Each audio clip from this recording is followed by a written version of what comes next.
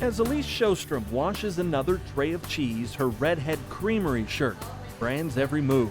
This blossoming business has been a passion since she was 17 and begging her parents to build a creamery on their dairy. Literally came home and declared that we were going to make cheese, so I have dedicated my life to it ever since. That was back in 2002. Since then, the girl with a vision as vibrant as that signature red hair I said I'm doing it. has researched, penciled a plan, and made a promise to make Redhead Creamery a reality. Construction started in 2013, and in 2014, Alise made her first batch of cheese. Kind of paying homage to me and my sisters and having red hair. Take advantage of it for once. So we have 2 Swiss out here now. Alise isn't the only one with big dreams. The initial dairy operation, Jer-Lindy Farms, started with her parents, Jerry and Linda Jennissen, both third-generation dairy farmers. Back in 1979, after Jerry completed school, his dad gave him a ride to get a loan for his own operation. I filled out the paperwork and qualified for a beginning farmer loan. He qualified for 32 registered Holsteins and milked in a rented barn. A few years later, his landlord said he needed the barn back, so they started looking. They found this 40-acre farmstead with a house and a barn, but no running water. Built onto the old barn, built out the front, and converted it to a 50-cow tie-stall barn. Added running water to the house, and a kitchen and a bathroom. Construction was easy. The biggest hurdle came during the 1980s farm crisis. So we ended up both getting off-farm jobs, and I worked off the farm for 10 years, and you did about 10 years also. In 2002, they were financially stable enough to expand, and today they milk roughly 200 cows in a double-8 herringbone parlor and farm about 240 acres.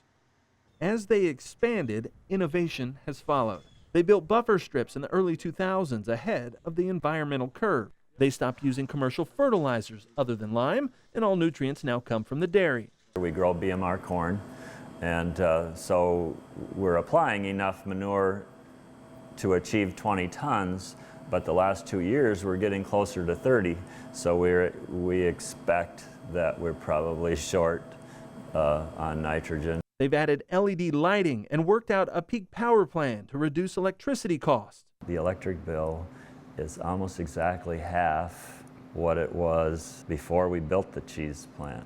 Part of that is not just from the efficiencies, but also because we participate in a off-peak generator system with our utilities so that they give us a break. But not every project ran smoothly. 2007, they were approached to install a methane digester on their operation through an initiative for smaller dairies, but it just didn't work. And years later, they turned it off. The amount of resources that it will take to do it, just not feasible, I don't think. Certainly not at our level. Now, Alise is making 800 to 1,000 pounds of cheese 2 days a week, using 7 to 8% of Jer-Lindy's milk volume. The full-fat cheese takes advantage of the Holstein's high solids milk, which averages 4.2% butterfat and 3.2% protein. 80% of Redhead cheese is sold by a distributor. The other 20% sold through a retail shop or online. This year, they hope to increase production 50%. We make the cheddar cheese curds every other week, but otherwise the majority of our makes have been Brie and Munster. And consumers are driving the market. Brie makes up about 80%, Munster 18% of production.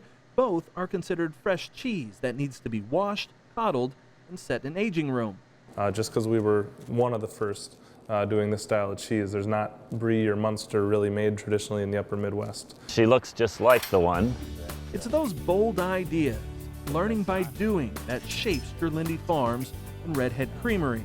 Jerry and Linda, going through what they went through, especially with the digester, to still try new things like the cheese plant after trying to be innovative and in some ways, succeeding, showing that it didn't work, but still making through it. In some ways, failing that shut down a project we really, really wanted to succeed. I'm really proud of the rest of the family for continuing on and trying something new. And It's the reason Alise hopes more of the family's big ideas become a reality. I guess in terms of being innovative, it's hard to answer it because I feel like I'm just doing what I'm doing and wanting to be better at it every day. Congratulations to Jer-Lindy Farms and Redhead Creamery, 2017's Innovative Dairy Farm of the Year.